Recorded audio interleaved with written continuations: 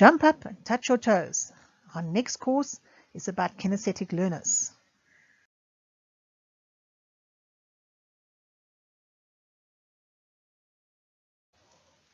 Kinesthetic learners used to be about 5% of the population, but a recent study with the University of Southern Africa has shown that we are starting to look at almost 85% of the new entrants into our education system being kinesthetic. And this is a problem because our learning systems are normally visual or auditory. We very rarely help the kinesthetic learner.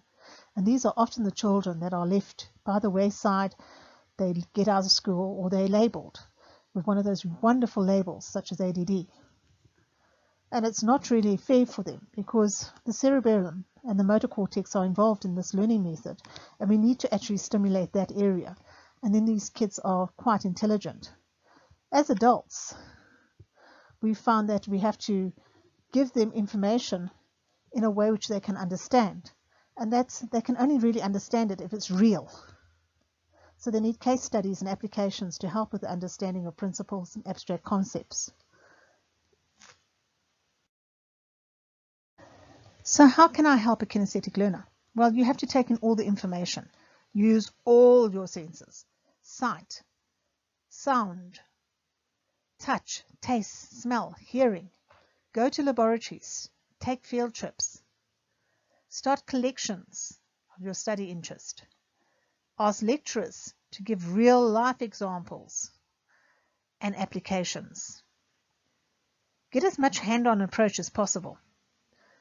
Use work solutions on problems, previous exam papers to study, and talk to others about the material. That's very important because by talking you actually help a lot for yourself.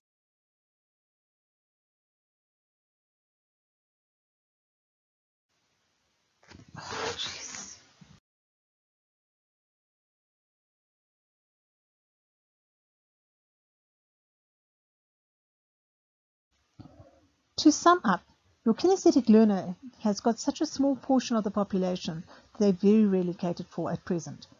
This is often reflected in poor academic performance.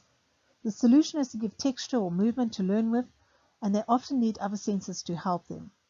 This group needs to be active in learning, and running or other exercise while listening or reading the work often gives a much improved performance.